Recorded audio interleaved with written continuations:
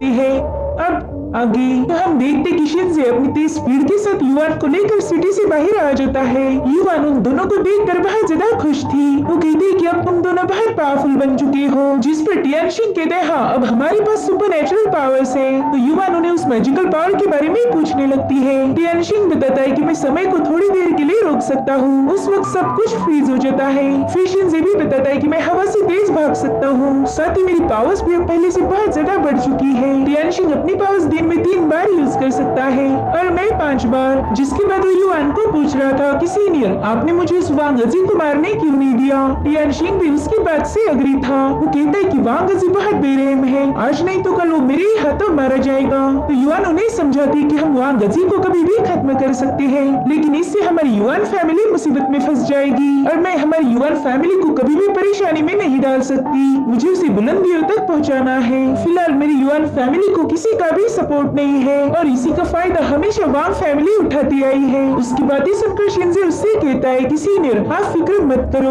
मैं और टियानशिन दोबारा से वापस जाकर पूरी वांग फैमिली को खत्म कर देते हैं ताकि हमारी शियानियांग प्लान पर कोई उंगली ना उठा पाए। तभी टियानशिन उसे समझाता है कि मेरे भाई ऐसा नहीं हो सकता, फिलहाल हम ज्यादा पावरफुल नहीं बने, हमें और थोड़ी प्रैक्टिस की जरूरत है, इसीलिए हमें एल्डर जुयांग के पास वापस जाना होगा। एल्डर जुयांग का नाम सुनकर युवान थोड़ी चौंक गई थी। वो इन दोनों से पूछती है कि क्या ये बंदा यिनयांग फैमिली से बिलोंग करता है। जिस पर टियानशिन कहता है हाँ, लेकिन आपको उनके बारे में कैसे पता। लेकिन युवान उसका कोई जवाब नहीं देती। वो कहती मुझे एल्डर जुयांग के पास ले चलो। इसलिए दोनों युवान को लेकर उस केव के पास पहुंच जाते हैं जहाँ पर एल्डर जुयांग रहा करते थे। शिनजे उन्हें चिल्लाकर बता रहा था कि एल्डर हम वापस आ गए। अब इन दोनों की आवाज सुनकर एल्डर जुयांग भी बाहर आ जाते हैं और तभी अचानक से उनके सामने युवान आ चुकी थी। वो कहती अच्छा तो तुम हो। जिस पर एल्डर जुयांग उसे ग्रीट कर रहे थे। वो कहते आप हो युवान फैमिली की प्राइड, उनकी शान। लेकिन युवान अचानक से अपनी सोर्ड निकाल कर उस पर हमला कर देती है, मगर एल्डर जुयांग ने समय रहते उसकी सोर्ड को पकड़ लिया था। ये सब देखकर वो दोनों भी बहुत डर जाते हैं। वो युवान से कह रहे थे कि प्लीज एल्डर जुयांग को मत मारिए, आपको कोई गलतफहमी हुई होगी,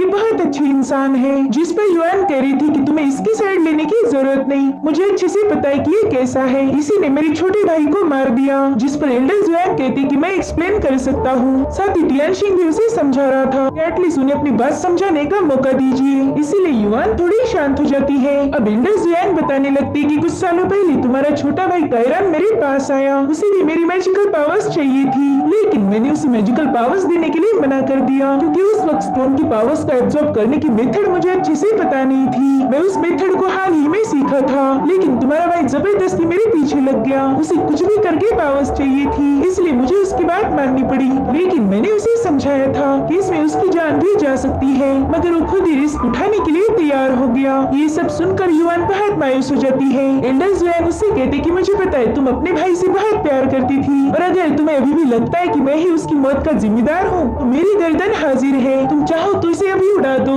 युवान की तलवार अभी भी एल्डर जुयांग के गले पर थी। तभी शिनजे और टियानशिन उसे बताने लगते हैं मास्टर प्लीज ऐसा मत कीजिए, एल्डर जुयांग ने आपको सारी हकीकत बता दी, इसमें उनकी कोई गलती नहीं थी।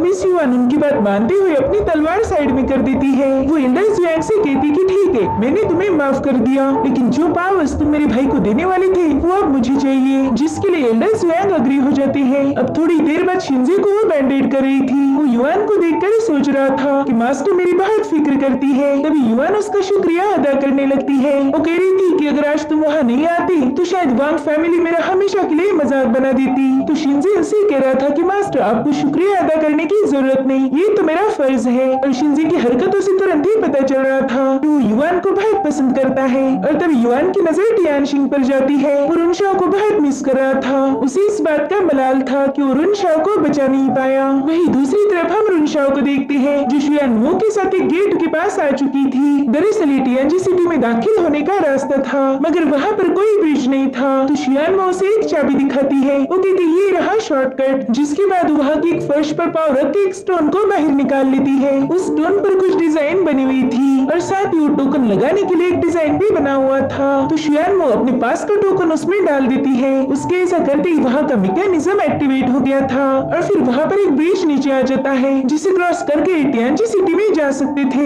इतना ही नहीं, शुआनमो के स्वागत के लिए वहाँ पर 3 लोग भी आ चुके थे। वो सभी लोग उसे सीनियर कह के ग्रीट करने लगते हैं। रुनशाओ तो वहाँ के मैकेनिज्म को देखकर बहुत ज्यादा इम्प्रेस हो जाती है। वो कह रही थी कि ऐसी चीज बस मोहिस क्लैन वाले ही बना सकते हैं। और अब शुआनमो रुनशाओ को लेकर टियांजी सिटी में एंटर करती है। वो अपने शहर के बारे में रुनशाओ को बता रही थी। वो कह रही थी कि मेरे शहर में कोई भी अमीरी गरीबी को नहीं देखता। यहाँ पे सब लोग इक्वल है, चाहे वो किसी भी क्लैन से बिलोंग क्यों न करते हो। रुनशाओ को ये सारी बातें बहुत पसंद आती है। वो शुआनमो से कह रही थी कि मुझे भी तुम्हारी मोहिस कम्युनिटी को ज्वाइन करना है, जिस पर शुआनमो राजी हो गई थी। लेकिन वो रुनशाओ को साफ साफ बता देती है कि यहाँ के कुछ नियम है जिन्हें हम सबको मानना पड़ता है। तो अगर तुम्हें एक मोहिस बनना है तो तुम्हें भी उन्हें फॉलो करना होगा। और चलो मैं तुम्हें रिलेशनशिप के बारे में भी बता देती हूँ। अगर यहाँ पर तुम्हें किसी लड़के से प्यार हो गया तो तुम्हें उसके साथ थोड़ा सख्ती से पेश आना होगा। अब ये लोग सिटी में दाखिल हो चुके थे। वहाँ पर सभी आने जाने वाले लोग शुआनमो को ग्रीट करने लगते हैं क्योंकि वो इन लोगों की प्रिंसेस थी।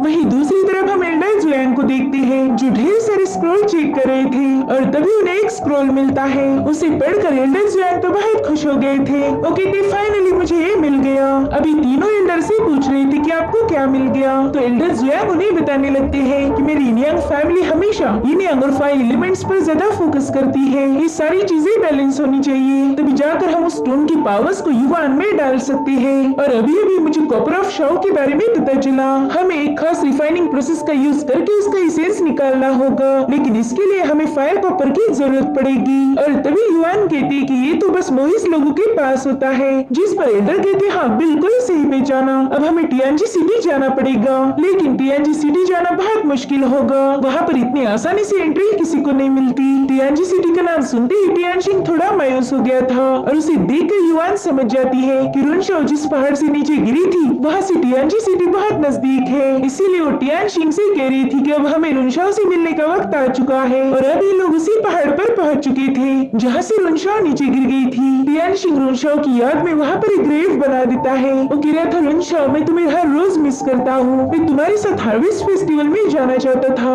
लेकिन शायद किस्मत को ये मंजूर नहीं था। अब रुनशाओ को याद करने के बाद ये लोग टियांजी सिटी के लिए रवाना हो जाते हैं। इन लोगों को कोई खबर नहीं थी कि रुनशाओ तो अभी तक जिंदा है। और अब ये लोग लंबा सफर तय करके एक बड़े से गेट के पास पहुंच जाते हैं। वहाँ पर मोहिस सिटी के गार्ड मौजूद थे जो इस सिटी को दिन रात प्रोटेक्ट करते हैं। एल्डर जुआंग बताते हैं कि बस यही एक रास्ता है जो हमें टियांजी सिटी तक पहुँचा पाएगा। अब वहाँ मौजूद गार्ड उनसे पूछ रहा था कि आप लोग कौन हो और आपके क्या नाम है। तो युवान उसे बताती है कि मैं शिनयांग क्लैन की लीडर हूँ और मैं टियांजी सिटी को विजिट करना चाहती हूँ। तो बंदा उससे कहता है कि मैंने तो इस क्लैन के बारे में कभी नहीं सुना। युवान को तो उस गार्ड पर बहुत गुस्सा आ रहा था, लेकिन वो अपने गुस्से को काबू कर लेती है। अब एल्डर जुआंग उसे अपना नाम बताते हैं। वो कहती शायद तुमने मेरे बारे में सुना ही होगा। तो बंदा कहते हैं हाँ, अरे आप तो उन्मायो फैमिली के मास्टर थे, लेकिन आज हमारी सिटी के लॉर्ड यहाँ पर मौजूद नहीं है, जिस वजह से आप कल आओ, कल आपको यहाँ पर एंट्री मिल जाएगी। तो एल्डर जुआंग हंसते हुए कह रहे थे कि बच्चे मुझे आज के दिन टियांजी सिटी में रुकना है। तो बंदा तुरंत ही अपने एक सिपाही को ब्रिज को ओपन करने का ऑर्डर देता है। अब दोबारा से वहाँ का मैकेनिज्म एक्टिवेट हो गया था। वहाँ पर पानी की फोर्स का यूज करके एक ब्रिज ओपन किया जाता है। टियांशिंग कह रहा था कि इनकी जरा मैकेनिज्म देखो, ये लोग बहुत ही ज्यादा होशियार होते हैं, इनकी सिक्योरिटी सिस्टम को कोई ब्रीच नहीं कर सकता। जिसके बाद ये लोग मेन गेट के पास पहुँच जाते हैं। अब एल्डर जुआंग उस बंदी से कह रहे थे कि तुमने ब्रिज तो ओपन किया, लेकिन यहाँ का दरवाजा ओपन करना भूल गए। तो गार्ड उन्हें बताने लगता है कि शायद आपको पता नहीं कि इस एंट्रेंस के अंदर 18 मैकेनिज्म है और वो मैकेनिज्म 3 दरवाजों को गार्ड करते हैं। तो अगर आप उन तीनों गेट को क्रॉस कर पाए तो आपको टियांजी सिटी में काफी रिस्पेक्ट मिलेगी, आप हमारे खास मेहमान बन जाओगे। लेकिन एक बात याद रखिए, आज तक कोई भी आउटसाइडर इसे क्रॉस नहीं कर पाया। लेकिन एल्डर जुआंग उससे कह रहे थे कि मैं इस दरवाजे को क्रॉस करना चाहता हूँ। तो बंदा उनसे कह रहा था कि ठीक है, अगर आपको मरने की ज्यादा जल्दी है तो ट्राई कीजिए। जिसके बाद एंट्रेंस गेट ओपन किया जाता है। अब एल्डर जुआंग कहते हैं कि मैं इनियांग फैमिली का मास्टर हूँ और हेवंस की पूजा करता हूँ। अगर तुमने मेरे साथ कोई गड़बड़ी की और मैं मारा गया तो भी मेरे साथ ही तुम्हें कुछ नहीं बोलेंगे, क्योंकि हमें पता है कि टियांजी सिटी में जाना आसान काम नहीं है। अब वो बंदा अपने सिपाही से कहता है कि तीनों दरवाजों पर लगे हुए ट्रैप को एक्टिवेट कर दो, अगर ये उसे पार कर पाए तो अंदर जा सकते हैं। अब एल्डर जुआंग अंदर जा ही रही थी कि तभी बीच में टियांशिंग और शिनजे आ जाते हैं। वो कह रही थी सीनियर सीनियर, हम आपको मौत के हवाले नहीं कर सकते,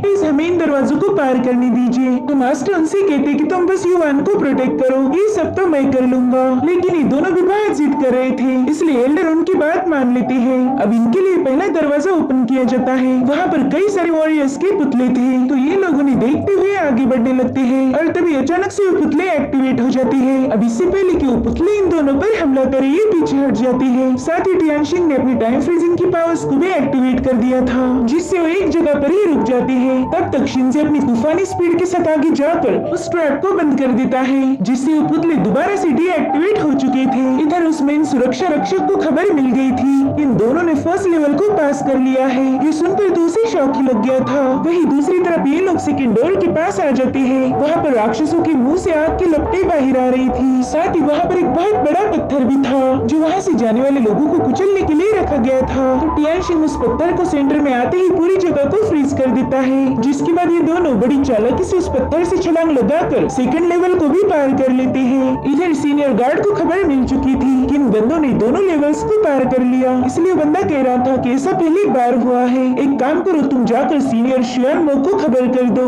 साथ ही मार्शल अरीना में जाकर ब्रदर टियानजी को भी इन्फॉर्म करो। इधर ये लोग तीसरे ट्रैप के पास पहुँच गए थे, जहाँ पर ढेर सारे शॉप लॉक्स आने जाने का रास्ता रोक रहे थे। तो शिनजे तुरंत ही जंप लगाकर आगे चला जाता है। इधर टियानशिंग ने भी उन लॉक्स को फ्रीज कर दिया था और इस तरह से तीसरे दरवाजे को भी ओपन कर देते हैं। उन्हें देखकर वहाँ के गार्ड्स और आने जाने वाले लोग बहुत ज्यादा हैरान थे, क्योंकि ये कारनामा आज तक कोई नहीं कर पाया था। अब ये लोग गार्ड को ग्रीट करते हुए कहते कि हम शिनयांग क्लैन से यहाँ आए हैं और हम मोहिस जायंट से मिलना चाहते हैं। इधर शुआनमो रुनशाओ को बता रही थी कि हमने लोगों को ऐसा कहा है कि हमारी मोहिस फैमिली का हेड एक जायंट है, तो अब मुझे उनके सामने जाके फर्स्ट इंप्रेशन देना पड़ेगा। मैं उन्हें एकदम गुस्से में पूछूंगी कि बताओ तुम्हें हमारे टियानजी सिटी में क्या काम है, लेकिन ये पूछते वक्त मेरा आवाज एकदम खतरनाक और बुलंद होना चाहिए, इससे मेरा उन पर बहुत ही स्ट्रॉन्ग इंप्रेशन बनेगा और फिर तुम वहाँ पर एंट्री मारना। मैं उन्हें बता दूंगी कि तुम ही हमारी जायंट हो। जिसके बाद शुआनमो बाहर आ जाती है। उसे देखकर शिनजे टियानशिंग से कह रहा था कि भाई ये लड़की किसी भी एंगल से जायंट नहीं लग रही, ये तो बड़ी खूबसूरत है। इधर शुआनमो भी उन्हें देख कर ही समझ जाती है कि अरे ये तो रुनशाओ के साथ ही है,